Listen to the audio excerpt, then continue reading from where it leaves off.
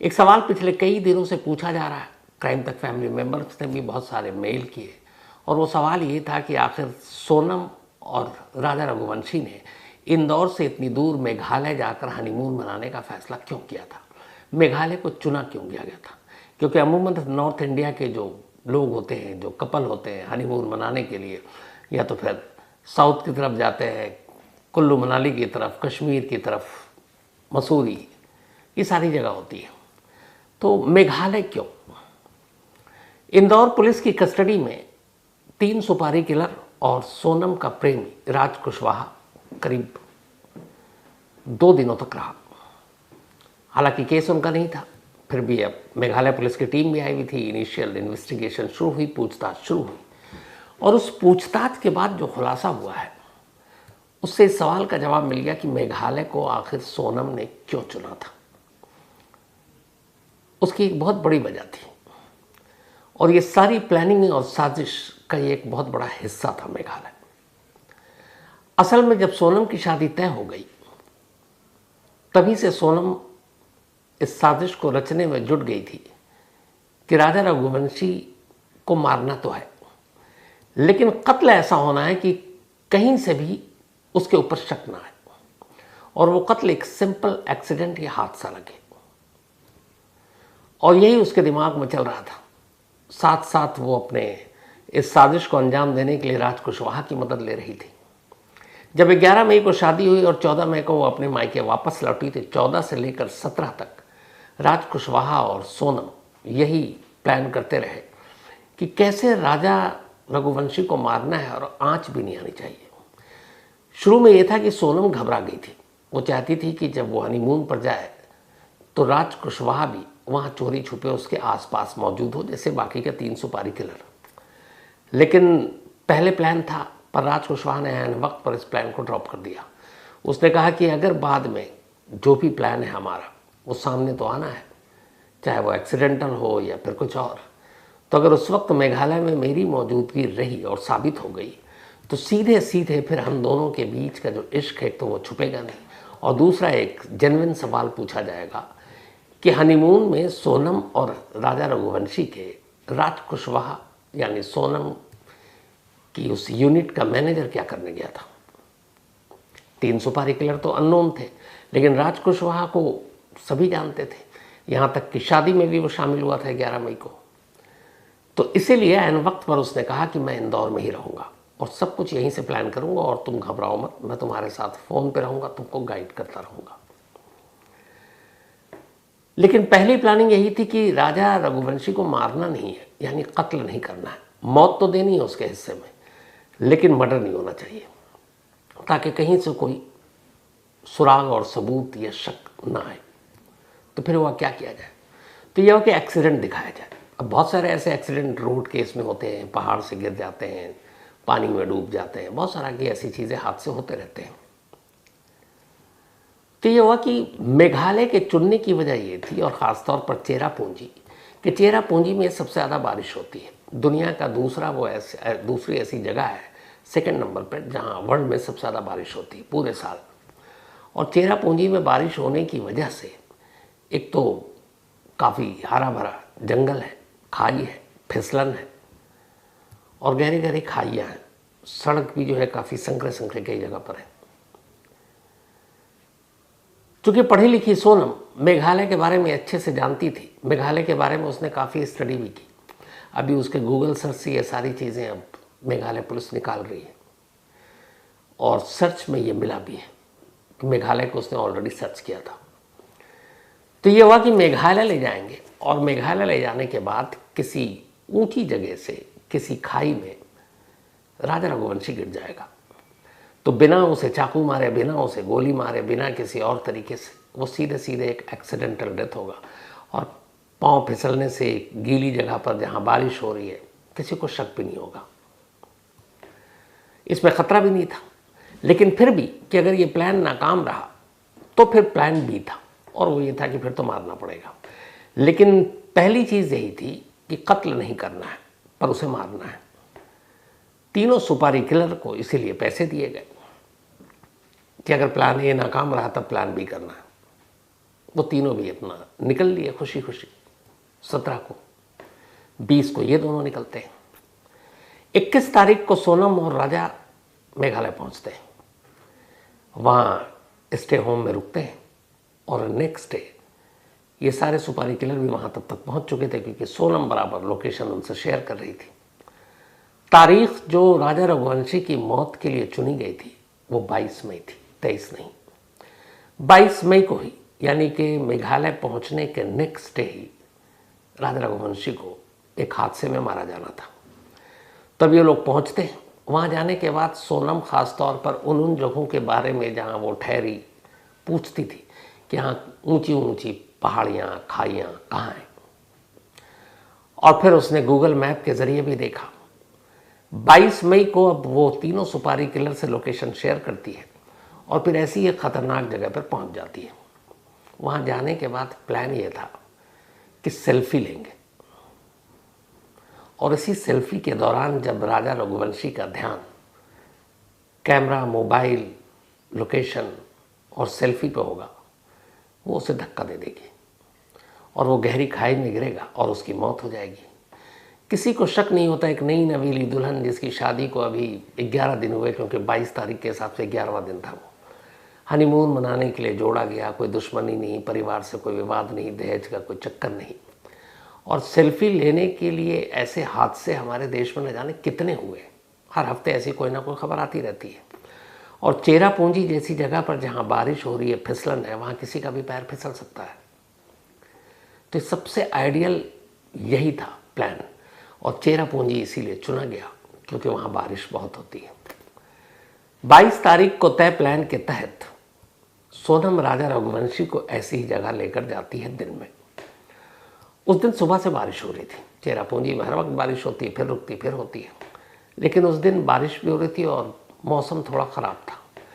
But फिर भी raincoat के साथ दोनों निकलते हैं घूमने के लिए और ऐसी एक सुनसान जगह पर पहुंचते हैं जहां नीचे खाई और पहाड़ी का किनारा, ऊंचाई, और वहां आसानी से किसी को धक्का देकर आप गिराकर मार सकते हो। प्लान के तहत अब राजा रघुवंशी वहां खड़ा है। फोटो लेना है सोनम को, सेल्फी, साथ में खड़ा होना है राजा रघुवंशी को, और इसी दौरान में सेल्फी लेते लेते अचानक बस उसे पुश करना है एक धीरे से, क्योंकि वो राजा को अपने पीछे खड़ा करना चाहती थी। आगे सोनम, पीछे राजा और उसके पीछे खाई। एक कोहनी है, एक पैर ही मारना था, राजा का बैलेंस बिगड़ता और वो पीछे चला जाता। लेकिन जैसे ही ये लोग उतरे, स्कूटी किराए पर ले चुके थे, स्कूटी पार किया, वहाँ पर ये फ़ोटो ले रहे हैं या सेल्फी अब लेने की बारी है। तेज़ बारिश हो रही थी, बादल काला, आसमान काला, विजिबिलिटी कम, दिखाई नहीं दे रहा। अब जब दिखाई नहीं दे रहा है तो जनरली ऐसे में आप फ़ोटो या फिर सेल्फी नहीं ले पाते, और दूसरा बारिश हो रही है तो फिर मोबाइल भी गीला होगा। वेट किया, इस दौरान में लोकेशन शेयर कर चुकी थी। वो तीनों सुपारी किलर भी आसपास थे कि अगर ये प्लान फेल हुआ तो फिर सेकंड प्लान करेंगे, मजबूरी में जो दाव खरीद कर लाए थे उससे मारेंगे। वेट करते रहे, मौसम नहीं साफ हुआ। काफ़ी देर इंतज़ार किया लेकिन मौका नहीं मिला, और आखिरकार फिर राजा रघुवंशी ने कहा कि मौसम ख़राब हो रहा है, स्कूटी से जाना है, रास्ता ठीक नहीं है, अब यहाँ से निकलो। सोनम पहले उसे समझाती रही लेकिन राजा माना नहीं। फिर राजा ने उसे स्ट्रिक्टली कहा कि यहाँ से चलो, सेफ नहीं है जगह। तब मन मारकर सोनम को वहाँ से निकलना पड़ा, और पहला प्लान 22 मई का इस तरीके से अधूरा रह गया। अगर उस दिन बारिश ना होती, मौसम साफ होता या आसमान इतना घंघोर ना होता, तो शायद 22 मई को ही राजा रघुवंशी की मौत हो चुकी होती और उसे धक्का मारकर नीचे गिराया होता। हो सकता है उसके बाद जब पुलिस को राजा रघुवंशी की लाश मिलती तो पोस्टमार्टम रिपोर्ट में सिर्फ हड्डियां टूटने और ऊंचाई से गिरने की वजह से मौत की ही रिपोर्ट आती, क्योंकि और कोई इंजरी मार्क तो होती नहीं। और ये चीज़ सोनम ने पहले से सोच रखा था, उसे पता था कि एंटीमार्टम पोस्टमार्टम क्या होता है। तो 22 मई को जब ये नाकाम रहा, मन महसूस कर सोनम वहाँ से निकल पड़ी, वापस इधर उधर जाते हैं। अब ये हुआ कि अगले दिन 23 मई, क्योंकि इधर अब राजा रघुवंशी भी वापस घर जाने की जिद कर रहा था। उसकी वजह ये थी कि तो वापसी की टिकट तब तक थी नहीं, अब उसने कहा कि नहीं अब चलते हैं, और माँ से उसने कहा था 1-2 दिन में आ जाएंगे। तो वहाँ से उन्हें गुवाहाटी जाना था, फिर गुवाहाटी से उन्हें वापस आना था। तो अब सोनम को लगा कि 22 तो गया, 23 ही लास्ट डे है, जो हो सकता है 24 को वो निकलने की जिद करे, और एक बार मेघालय से निकल गए तो फिर ये काम पूरा करना मुश्किल है। तो 23 मई की तारीख आई, तीनों को उसने लोकेशन भेजा और फिर ऐसी एक ऊंची जगह पर गए, और इत्तेफाक से या बदनसीबी से कहे राजा रघुवंशी के लिए कि उस दिन मौसम ख़राब नहीं था। अगर मौसम ख़राब होता तो शायद उस दिन भी राजा रघुवंशी 3000 स्टेप नीचे नहीं उतरता उस झरने तक ट्रैकिंग करके। लेकिन मौसम थोड़ा सा साफ खुशगवार था तो राजा वहाँ उतर गया। और अब ये था कि राजा को मारना ही पड़ेगा। एक्सीडेंटल डेथ अब दिखा नहीं सकते क्योंकि टाइम की कमी थी। अगर राजा वापस आने की जिद नहीं करता तो शायद 24 को भी एक चांस ले सकते थे, लेकिन इनके पास अब लगा कि सिर्फ ये 23 लास्ट डे है। लेकिन तब तक ये था कि जो तीनों सुपारी किलर थे उनके मन में भी ये बैठ गया था कि इसको एक एक्सीडेंटल डेथ दिखाना है, चाकू या किसी और चीज़ से नहीं मारना क्योंकि फंस जाएंगे। और वो चाहते थे कि किसी ऐसी जगह पे मौका मिले जहाँ धक्का दे दें, लेकिन मौका मिल नहीं रहा था। सोनम के दिमाग में था कि 23 लास्ट डेट है। तो जब ये नीचे पहुँचते हैं वहाँ सुनसान, तब सोनम उनसे कहती है, जो पूछताछ में इंदौर की पुलिस को तीनों सुपारी किलर ने बताया उनके हिसाब से ये क्या है, वक्त में वो पलट रहे थे कि नहीं ऐसे नहीं मारेंगे, कहीं धक्का वक्का देकर ही मारते हैं। बट सोनम अड़ गई और सोनम ने कहा था मैं तुम्हें और पैसे दूंगी। इनमें से एक सुपारी किलर ने कहा कि सोनम ने यह तक कहा कि तुम ये काम कर दो, मैं तुम्हें 20 लाख रुपए दूंगी। और तब जब सोनम चिल्लाई शोर की बोली मारो, तब वो तीनों अचानक उनमें से एक आकाश उस दाव से आकाश राजा रघुवंशी के सर पर पीछे और आगे 2 वार करता है और फिर ये लोग निकल आते हैं। तो अब सवाल ये था कि आखिर राजा रघुवंशी को सोनम ने एक्सीडेंटल डेथ दिखाकर मारने की साजिश क्यों रची थी। इसीलिए वो गई थी मेघालय। तो इसके पीछे की एक वजह थी, सोनम और राज कुशवाहा नहीं चाहते थे कि राजा रघुवंशी की मौत पर किसी को भी शक हो।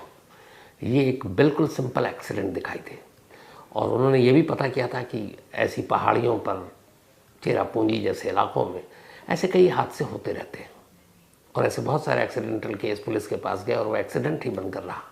एक लास्ट ईयर ही हंगरी के एक टूरिस्ट की मौत हुई थी, उसको भी खाई में गिरने से मौत की ही रिपोर्ट आई थी।